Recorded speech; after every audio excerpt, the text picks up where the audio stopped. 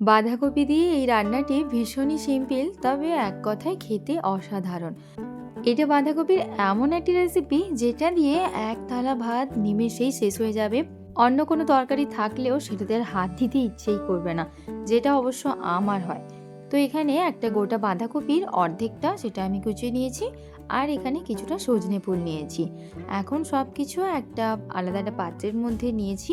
এখানে একটা মিডিয়াম সাইজের আলু এইভাবে ডুমো করে কেটে নিয়েছি, আর একটা মিডিয়াম টমেটো এইভাবে কুচি করে নিয়েছি। একটা পাত্রের মধ্যে সমস্তটা নিয়ে জল দিয়ে এটাকে ধুয়ে নেব। ধুয়ে নেওয়ার পরে এটাকে একটু ছেঁকে রেখে দেবো, যাতে এটা জলটা ঝরে যায়, রান্নার সময় যাতে এক্সেস জলটা যাতে না ব্যবহার হয়। এরপর একটি কড়াইতে কিছুটা সরষের তেল দিয়ে তার মধ্যে দিলাম একটুখানি 5 ফোড়ন, আদা, পেঁয়াজ, লঙ্কা, রসুন একই সঙ্গে বেটে নিয়েছিলাম এবং সেটা 1.5 চামচ দিলাম। আর দিচ্ছি হাফ চামচের একটু কম হলুদের গুঁড়ো, আর অল্প একটু জল দিয়ে পুরো মশলাটা খুব ভালো করে কষিয়ে নিয়েছি। এখন মশলা থেকে তেল ছেড়ে এলে এটার মধ্যে দিয়ে দিচ্ছি ওই কেটে রাখা সমস্ত সবজিটা। গ্যাসের ফ্লেমটা মিডিয়াম টু হাই ফ্লেমে রেখে সবজিটা খুব ভালো করে মশলার সঙ্গে কষিয়ে নিয়েছি। এখন দিয়েছি স্বাদ অনুযায়ী লবণ, হাফ চামচের একটু বেশি এখানে লবণ দিয়েছি, আর দিলাম পরিমাণ মতো জল।